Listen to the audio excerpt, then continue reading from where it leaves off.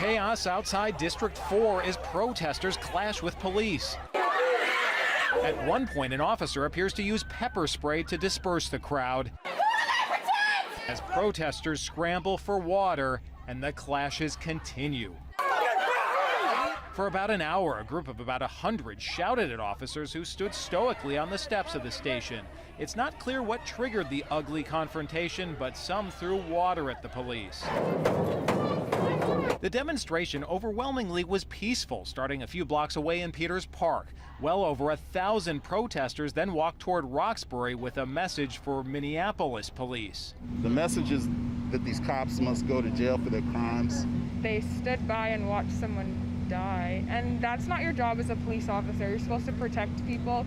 The night here in Boston ended with arrests and some tension as these demonstrators promise their fight for change will grow louder and calling for peaceful protests. If the government is not willing to respect the rule of law, it's up to us as citizens to demand it. Running through the halfway point of the Boston Marathon, you're sure to find a mid-race pick-me-up. As Wellesley College students and race day supporters turn this section of Central Street into so-called Scream Tunnel. It's this iconic, way to get re-energized when you're at, the 13th mile, and then all the students come out. It's not just verbal encouragement you're likely to find, though. There's the potential for a fleeting race day romance. Yeah! Will you guys be kissing anyone? We hope so. Yeah, we hope so. Some of the Wellesley women have been known to seal their enthusiasm with a kiss.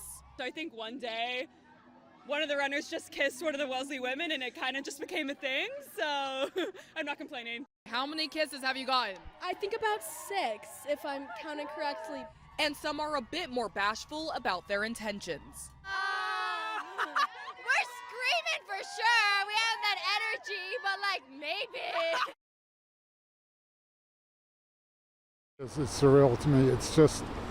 I just can't believe the response. Jimmy Cookaroo never thought he had a problem with any of his neighbors, but last month someone left this anonymous note in the mailbox. Simply said, "Please paint me eyesore." The first response, I was very upset about it, and because it said we needed a paint job, but as you can see, we all knew that. But the thing that upset me the most was that they didn't have the nerve to sign it. And when they signed it, your neighbors in Perkins Street, I know a lot of these neighbors, and I know that wouldn't come from any of them. Like many his age, Jimmy and his wife Marilyn have had some health problems. His was heart surgery, and Marilyn was diagnosed with MS years ago, so home improvement was never at the top of the list.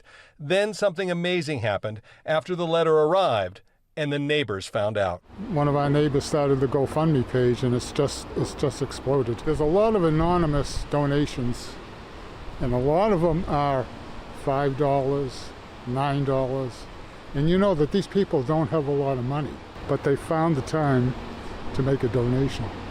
Does it renew your faith in the human spirit? Yes, it does.